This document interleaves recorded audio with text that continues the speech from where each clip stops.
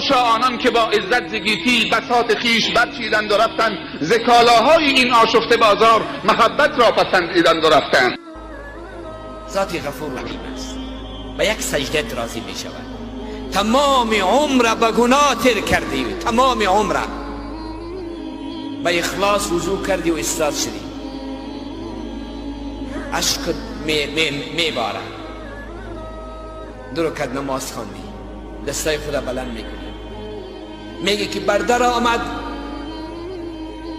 بنده بگریخته،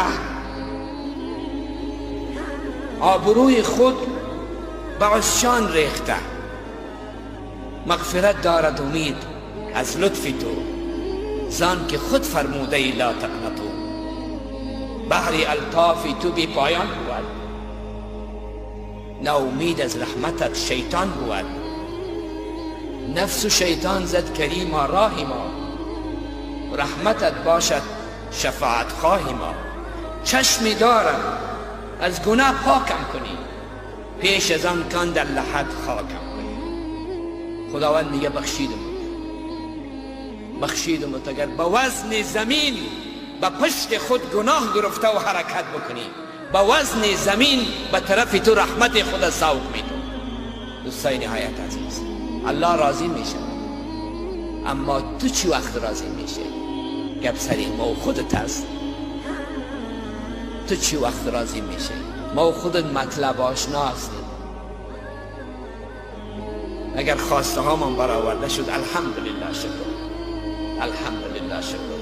میخواستم که در این جهان اول نمره شد، اول نمره شد، و در این تجارت الحمدلله شکر خیلی کمایی شد، خیلی چیزا به دست آمد. در انتخابات وکیل سیب شدم، در کابینه وزیر سیب شدم، در ولایت والی سیب شدم، الحمدلله شکر.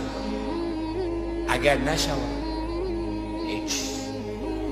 چقدر نماز خواندم، چقدر دعا کردم که مدد پانزه طب کامیاب شد در کانکور، و چقدر عبادت کردیم، چقدر پول دادم به مردم که ملا به من دعا کنه که ما وزیر شوم یا وکیل شوم، نشد.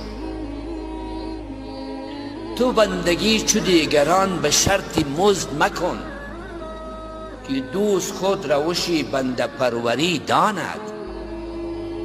تو به خاطری از اینکه دوستش داری بپرستش، او میفهمه، او میدانه که به چه قسم با تو برخورد بکنه. مطلب آشنا نباش. قرآن صراحت دارد و من الناس من یعبد الله علی حرف. بعضی از مردم خداوند را میپرستند علی حرف، به یک طرف. یک طرف چی معنی؟ به اصطلاح ما و شما به مطلب آشنایی. فإن اصابه خیر اطمأن به، اگر خیری برشان میرسه مطمئن است، شکر الحمدلله شد، بله کارمان شد. و این اصابته فتنه انقلب علی وجهه، اگر مقصد به دست نیامد دوباره برمیگردن. متاسفانه نمیفهم چند فیصد این گپ یقین داره که یکی از وکلای محترم مسجد را فرش کرد به خاطر از اینکه مردم برش رای بودن. وقتی که رای نگرفت رفت در دروازه مسجد تک تک کرد، گفت و مردم فرش مرا بکشید. وقتی که ما با خدا اینطور معامله بکنیم و توقع داشته باشیم خداوند با ما معامله خوب تو به خاطر خداوند. و من الناس من یعبد الله علی حرف، بعضی از مردم خداوند را می پرستند به یک طرف، به یک طرف ایستاده است، میبینند.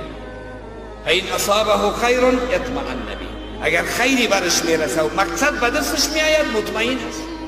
و این اصابته فتنه انقلب علی وجهه، و اگر برعکس قضیه شد، ناکام شد، انقلب علی وجهه، دوباره بر میگردد به حالت بدبختی خود. قرآن میگه خسر الدنیا والآخره، دنیا را از دست داد و آخرت هم از دست.